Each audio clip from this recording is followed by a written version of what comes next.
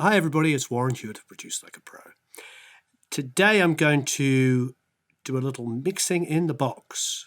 I mixed this song in the box and then actually pulled it up on my console and tried to beat it. And I preferred the mix in the box. So I thought I would share that with you. So here it is. It's a song I wrote with an artist, Lily, who has a band called Little Empire. So she and I wrote this, and the band played on it, and I played some keys and a little guitar, etc. So let's go through it and check it out.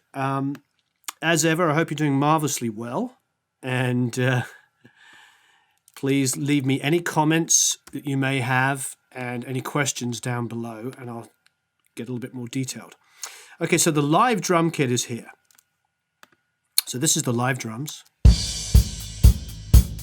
These drums were recorded in my studio Spitfire.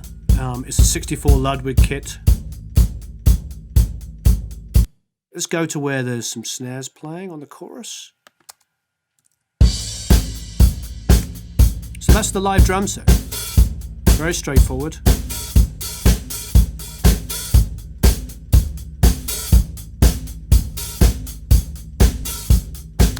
All the drums are bussed on 7 and 8. That's including the samples. There's a drum sub, there's a snare verb, and a fake room. So it's really, really straightforward. If you look at just the live drums, you can see what I've got going on. So here's the kick here. And on the kick, I have a little, quite an exaggerated EQ, boosting the bottom and the top.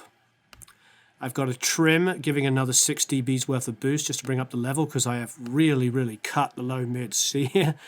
If you look at the REQ here, it's got tons and tons of low mids, etc. cut out of it. And then, so I've boosted using a trim here. And then I've got a 7K lift, of quite considerable, and a 400, even more low mids cut out for my kick. And here's the kick on its own. A lot of boom.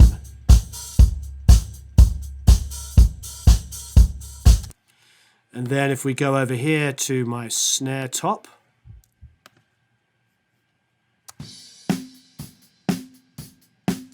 some low mid cut on the 469 you'll see here. High passed at 64 just to let the kick, get some of the kick out of it. Here's EQ off. Little dull sounding. Bit of kick bleed. Taking out some of the lows of the kick. Boosting 6K and above here. Just for a little bit of snap. So, you know, it's not dramatically different, but it's different enough. Okay, so let's add the kick and snare. Okay, next, we've got the hat. So let's go to our hat here. Not a lot going on there. Just doing a little bit of low roll off. Bit of decapitator just to edge it out a little bit. That's what it's like on its own. Just a little bit of trashiness. I like the trashiness just to really kind of make this a more exciting sounding mix. Okay, next is the overheads. And I've just used an L1 here just to get level. Not doing a huge amount, but just a little bit. And then back to my API 550, 10K lift, and a little 200 cut, a little 400 cut. I usually take out low mids out of my overheads. I mean, that's a good natural sound. You see, if I just cut the low mids, it emphasizes more of the hats and the overheads. You know, the cymbals. It's emphasizing the hats and the cymbals. Okay, great. Next is my snare bottom here, which I'm not doing anything to. Blend that with my snare top. Just keeps it natural sounding. And if we go to the toms, they're very straightforward here. check out our toms here. Let's go to a section where we hear some toms. Very natural sounding. Cool, we can hear that build here.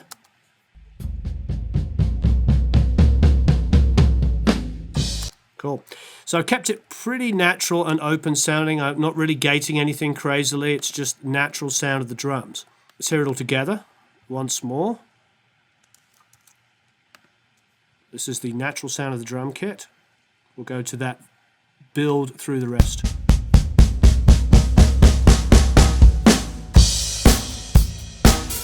Cool. So that's all being bussed to our drum sub. Occasional peak, I can deal with it. It's really subtle. Now the MV2, as you know, I've used it quite a lot, is actually my parallel bus compressor. I mean, what it does is it fakes a parallel compression, which we can talk about in other videos. And what parallel compression is like, it's like what I'll do on vocals sometimes in particular is I will compress it really, really super hard separately and then bring it up underneath and it creates energy. So that's what it's doing here. Let's hear it before and after. This is off. Sounds good. Bring it on. You hear that like that trail on the snare? That's because of all the ambience is being pushed with that extra underneath. Here's with it off. Sounds good. Pull this on. Just extra energy. So I know I talk about it all the time, but the MV2 is a great plugin. Okay, next, L2, just across the whole thing. Really add some extra punch. There you go. Without. With. There's a lot of gain reduction going on here.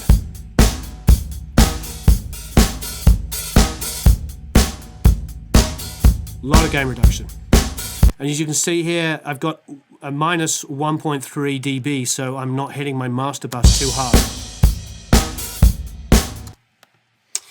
Now there's also a fake room and a snare verb. The fake room is sending from the toms, from the overheads. It's basically because I have a small drum room, I'm sending from my overheads here, and I'm sending from my toms, and just giving the illusion of, you know, a bigger room than I really have. So my fake room is this reverberation here. It's not big. I mean, I've said this before, about 3/4 of a second is kind of my... I had a live room for many years which had about a 3/4 of a second reverberation. So I always go about 0.75, 0.65 here. I just like that sound. Off, on, subtle. Bring it up for illustration purposes. That's a lot. Bring it down a bit. This is a relatively dry kind of dance track that we've got here, so I'm not using too much, but here's the verb. A little longer on the snare. We're not using that much. That's nice there. Let's bring that both up a little bit.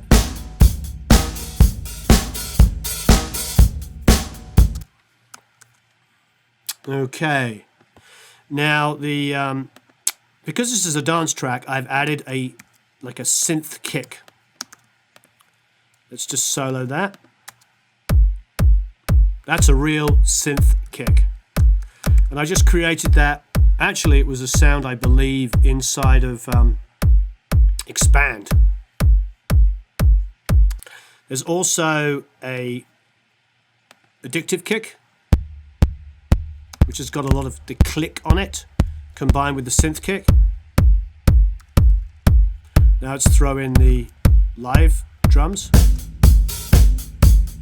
Take the synth kick out. Live drums, add in the addictive kick. A little bit more point, add in the synth kick. A lot of bottom end dance. You know, this is a young band. I mean, they're sort of 19, 20 years old. So, you know, they're heavily influenced by electronic music, even though they're an indie rock band.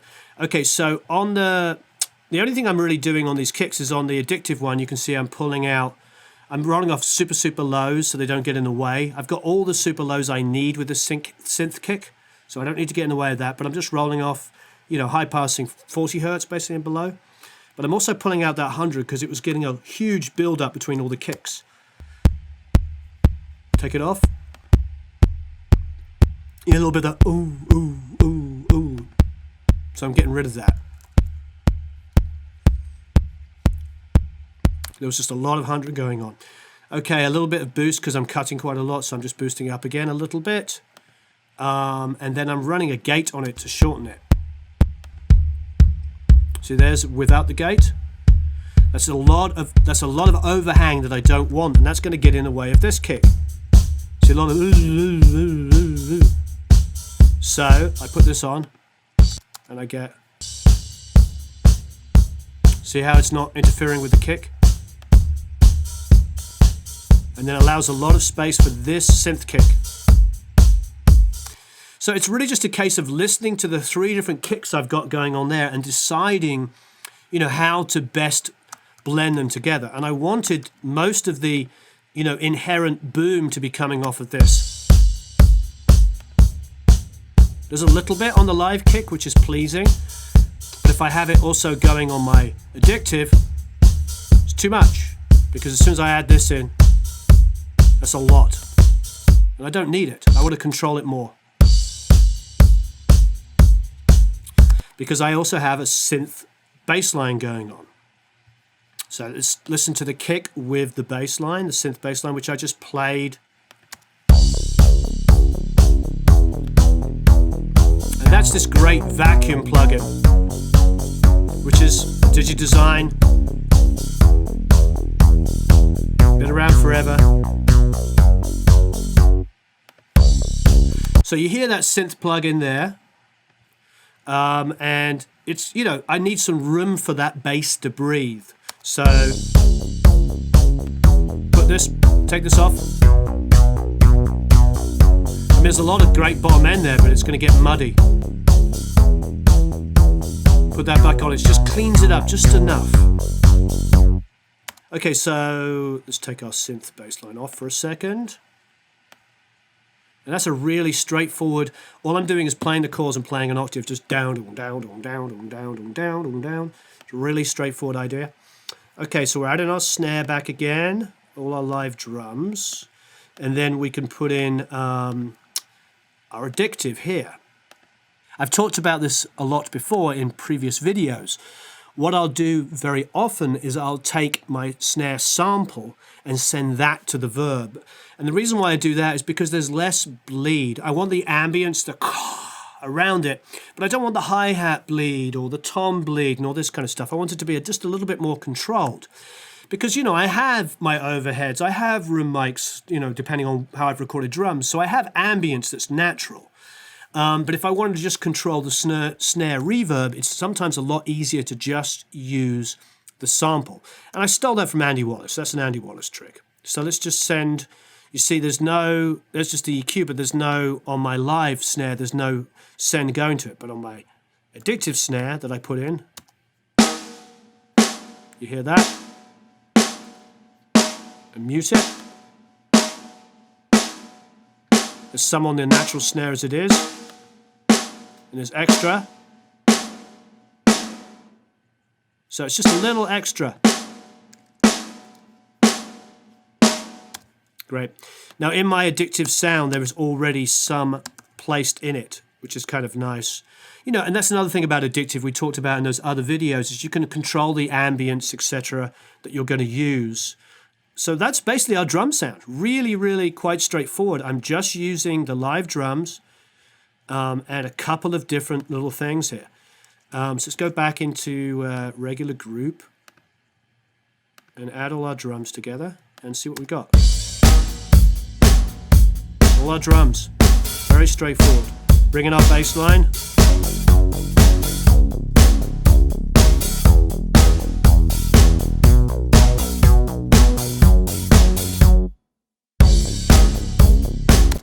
So there's not a huge amount of EQ and compression going on there.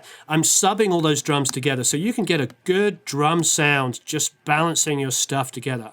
I hear a lot of people's stuff online and, you know, the tutorials and stuff like that, and the drum sounds are always a little bit out of whack, and I feel like sometimes they're very EQ'd. You know, there's a ton of EQ going on, and I think that's great.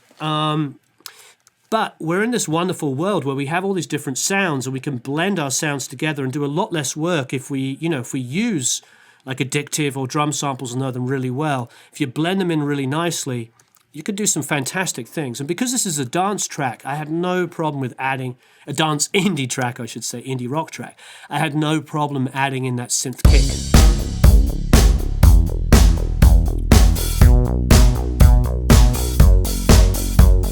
Cool, let's add our next element. So let's come out of that. Our next element is these guitars. The reason why the DI is underneath here is because I was editing the guitars tight. And what I quite often do, it's a nice little trick, is I always print a DI, which means I can reamp.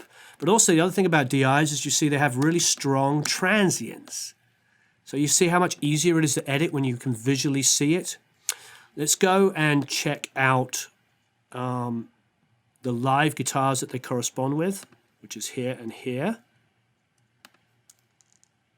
Bring these two up so we can see them. Here's our two live guitars.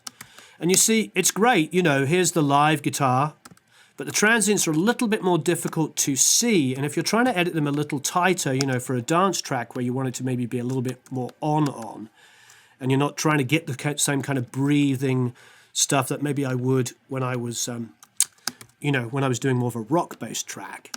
This is one I wanted to be super, super tight, so I'm really glad that I had the DIs. Here, listen.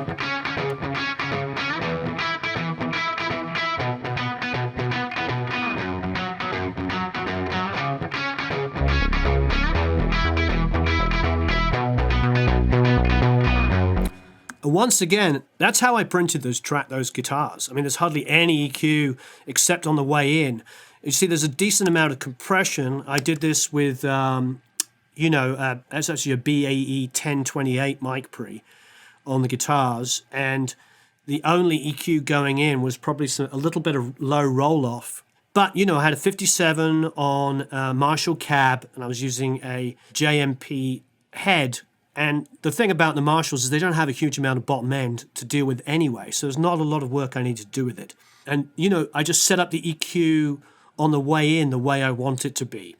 And to be honest, if you record it the way you want to hear it, you don't have to do that much work in the mix. So that's, you know, relatively compressed going in. I've got a, actually using a Spectra Sonics compressor on the way in, which I really love. It's very spongy and 70s sounding.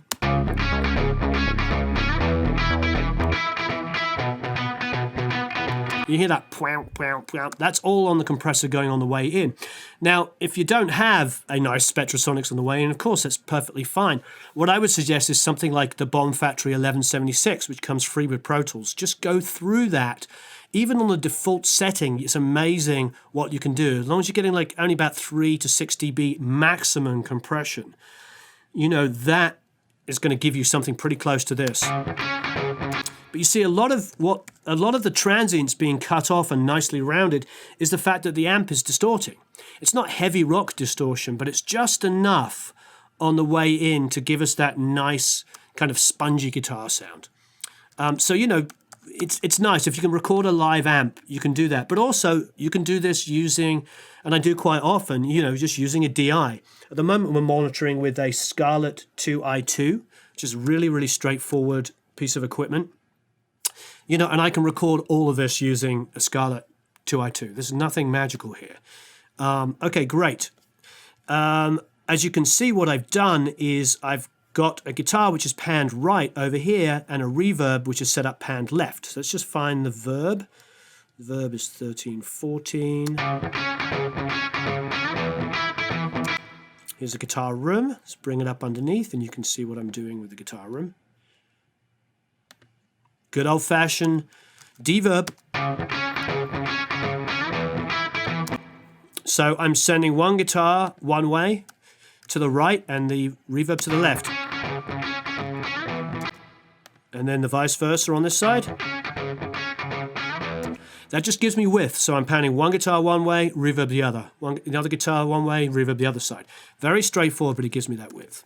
Right, what else have we got going on? Well, we've got a little riser going on getting into this chorus, which is basically a reversed cymbal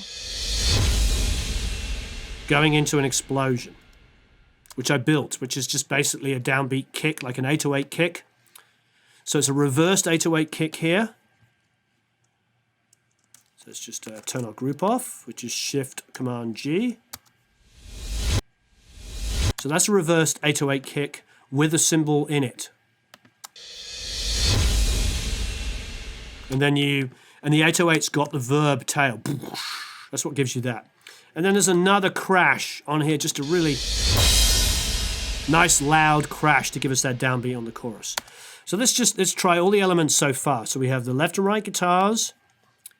We have the bass, the synth bass that I played, and then the drums. Let's make sure we have our synth kick in there. Yes, we do. Everything else in there. Yep. So this is what we have.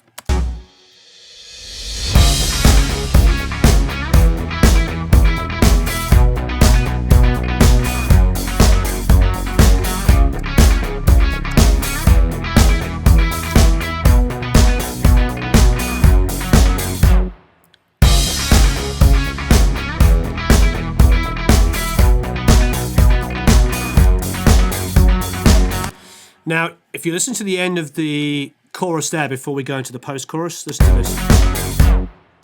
Now, that is, if I just listen to these only, that is our little Verify plugin. Okay, so if you go up here into Audio Suite, it's under Pitch Shift. There's the Verify, and that does the slow down or the speed up. And what I've done here is I've made it slow down. So it just gives it a little extra pizzazz. I know it gets used a lot, and you've probably heard this for years, but that's the effect there, a little Verify. Okay, great. One thing I failed to talk about here is a little riser that I did.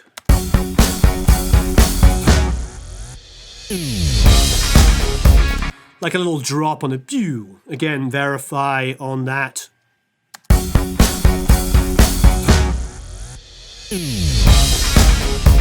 So like a little synth drop. That's done in Logic. Okay, I use Logic a lot for keys and stuff like that. It's dumb and easy to use. I just open up a Logic session and all the sounds are in there. Okay, so here's the lead vocal.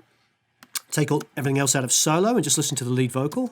Backseat, lay me down. I ain't no sleaze that you found. Think you're gonna pull your socks off. Forget it, boy, won't get your rocks off. Backseat, lay me down. I ain't no sleaze that you found. Think you're gonna pull your socks off. Forget it, boy, won't get your rocks off. Cool.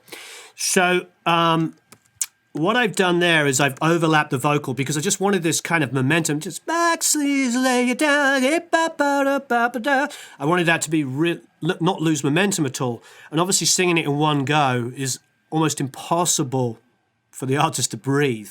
And it sounded good, but I just, it's just a production trick. I just did alternate lines there. Okay, so on each vocal, I've got an RCompressor here. Backseat, lay me down. And an RVox. I'm really squashing these pretty heavily by my standards. Backseat, lay me down. I ain't no sleaze that you found. Think you're gonna pull your socks off. Forget it, boy. Because I want this super, super, like, in your face, even though it's got effects and stuff on it. And there's only a couple of really simple effects, but I just wanted it in your face. So we got an RComp, and then an RVox. See, both of these vocals are bussed here to this auxiliary here. And we have a little cut here so that it doesn't overload the channel before going in. Because there's nothing worse than you don't want to send too hot a signal into any of your plugins. If you're clipping the signal going into the next plugin, you'll get that horrible digital distortion that we all hate. So it's really important not to do that. Here we go, high pass filter here, 97. Another compressor, just to compress them together a little bit more, and then a really super over the top compression. Backseat, lay me down. I ain't no sleaze that you found. Think you're gonna pull your socks off. Forget it, boy, won't get your rocks off. Backseat. Great, it just pulls the two in together. We're getting between 3 to 6 dBs worth of more compression. So a lot of compression. Okay, so here we're going to the verb, which is down there. I have 2 sets of reverb set up. I have a longer verb, which is this one here. Again, I'm using my good old friend MV2. MV2 is my friend. It's parallel compressors. It makes sure there's a really smooth signal consistently going to my D-verb, which is here. Backseat, lay me down. So long verb. And then another MV2 to get it really smooth. Backseat, lay me down. I ain't no sleaze that you found. It's just basically, the reverb isn't super loud, but it's there and it's very present the whole time. If I'm not going to have it very loud, but I want to hear it, it's nice to be able to power compress it before and after because it keeps it there in the mix, so it's always, you know, audible, but it doesn't have to be too loud and it doesn't disappear in and out. It's like I suppose it's a lazy way to automate it. Okay, and then the tiled room is like great for the verses. You know, if you listen to a verse here. I can see through it now. It's basically the shorter verb that I'm using in the verses. Okay. As ever, I've got a distorted tape delay here. Backseat, lay me down. I ain't no sleaze that you... I just keep that on the vocal. It gives me a little bit of sort of distortion and wrongness in the vocal, which makes it sound exciting. I need my tracks to sound exciting. And then the H3000 trick is the trick that the vocal trick where I detune the vocal and tune it up left and right, so it's +3, -3, +6, -6, +9, -9. Backseat, lay me down. I ain't no sleaze that you found. So all of those vocals together give us this. Backseat, lay me down. I ain't no sleaze that you found. Think you're gonna pull your socks off. Forget it, boy, won't get your rocks off. All right, let's add all of that into our track. So I'm just going to keep all of this out of solo for the time being. And last but not means least, our kick. Backseat, lay me down. I ain't no sleaze that you found. Think you're gonna pull your socks off. Forget it, boy, won't get your rocks off. Backseat, lay me down. I ain't no sleaze that you found. Think you're gonna pull your socks off. Forget it, boy, won't get your rocks off. Cool. Now the first thing I've got going here, which is really straightforward, is I've got a double, which has just got an R comp on it. Here's your double. Backseat, lay me down. I ain't no sleaze that you found. Think you're gonna pull your socks off. Forget it, boy, won't get your rocks off. Cool, so these are our doubles here, and they're literally just Lily singing a double along with her lead. Backseat, lay me down. I ain't no sleaze that you found. Think you're gonna pull your socks off. Forget it, boy, won't get your rocks off. Backseat. And then we have a harmony. You can solo just those. Backseat, lay me down. It's a third above both. Backseat, lay me down. I ain't no sleaze that you found. Think you're gonna pull your socks off. Forget it, boy, won't get your rocks off. So those are created using Melodyne. They're a third above. I built them off the lead and the double. So the lead is one side is a third above. So let's just say this one here would be a third above. And then I take the double and make that one a third above. So you can't use the same vocal.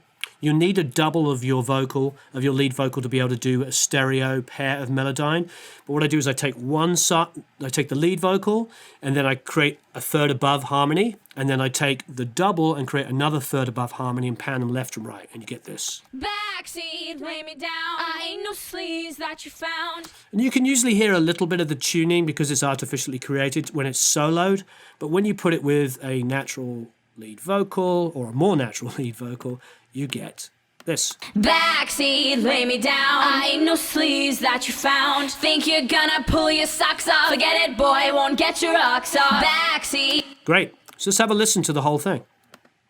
Backseat, lay me down. I ain't no sleaze that you found. Think you're gonna pull your socks off. Forget it, boy, won't get your rocks off. Backseat, lay me down. I ain't no sleaze that you found. Think you're gonna pull your socks off. Forget it, boy, won't get your rocks off.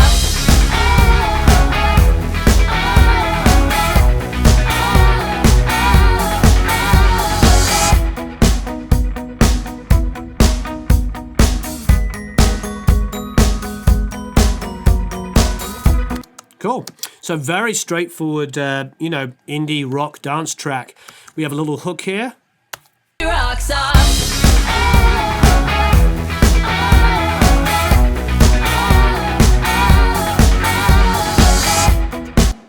And that's just sung with a harmony.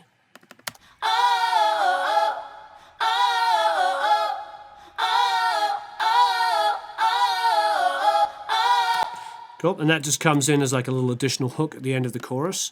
There's a reverse cymbal. The same riser going into the chorus I use getting into this post-chorus. And then the only other addition here is this new synth line.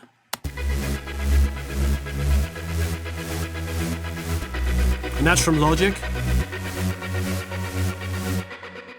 You know, there's a little glockenspiel that comes in on this reintro.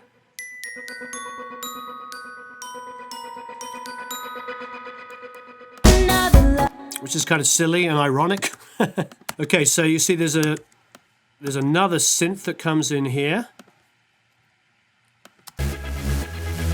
That's the same synth that was in the post-chorus. The only thing really going on this is a lot of compression. And that is being compressed using a sidechain from bus 20, and bus 20 is this kick here.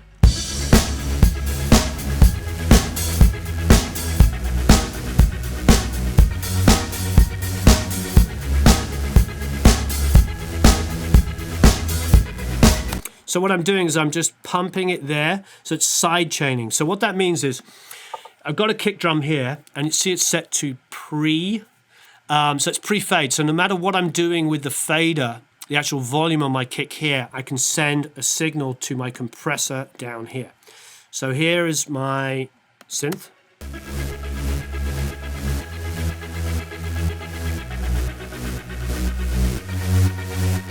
Just exaggerating the pumping effect.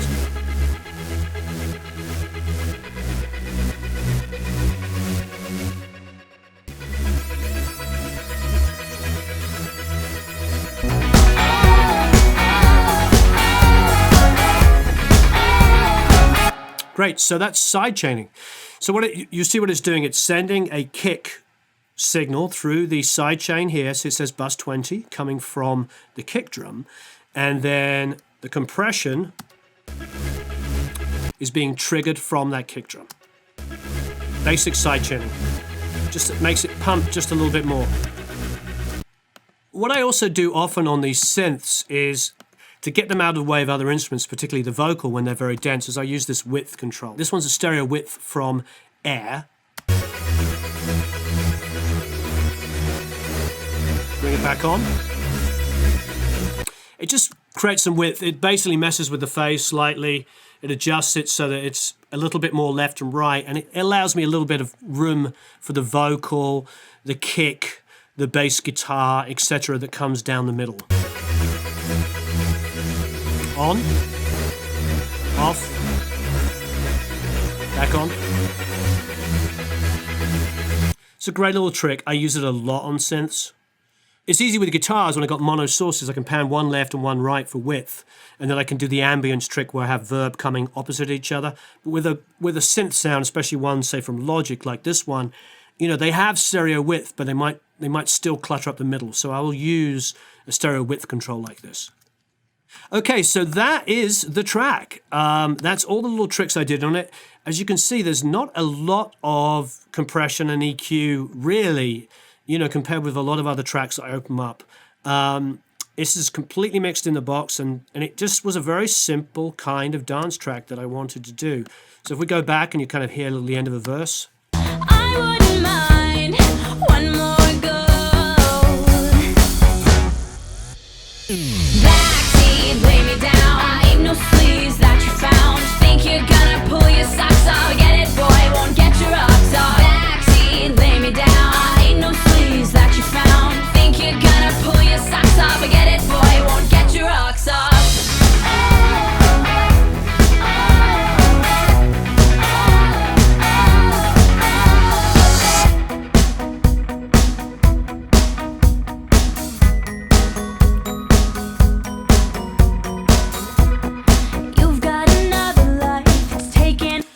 So great. Very straightforward. I mean, it's inherently all about that kick and snare driving the song and that cool kind of indie rock guitar part. A little funky, a little disco-y at times, because the bass line that I played on keys is just literally octaves. Da. So very kind of reminiscent of late 70s, early 80s kind of, I suppose, disco, new wave pop. Okay, please, as ever, leave me some questions below and any comments. Tell me how you mix stuff, and I'd love to sort of talk more about it. This is very, very straightforward. There's nothing crazy going on the master bus. It's just going straight to 1-2. And, I keep it very simple when I'm mixing like this, because I find that if I get too crazy compressed and EQ'd and limited on my master bus, there's no room for mastering, and to be honest, it ends up sounding smaller. I lose the width from left to right. Like I said, I did this rough mix like this when I was editing the guitars, and then brought it into the hybrid mixing way that I do with the SSL, and I found that this was hard to beat on the SSL. So it's a good illustration, because you can mix really well if you don't overdo things. I find that a lot of sessions I get to open up, especially from other people, is they've done so much work that everything starts to sound a little smaller. And also, when they smash their master bus really, really heavily, the sides, the left and the right, tend to fold in. And then I pull it up on a console and it's so much wider. So in this instance, I'm not going too heavily to my master bus. I'm just leaving the master bus super open. So please, as ever, leave me some questions and comments down below. I would love to hear your feedback. And thanks ever so much for watching. And I'll speak to you soon. Have a marvelous time recording.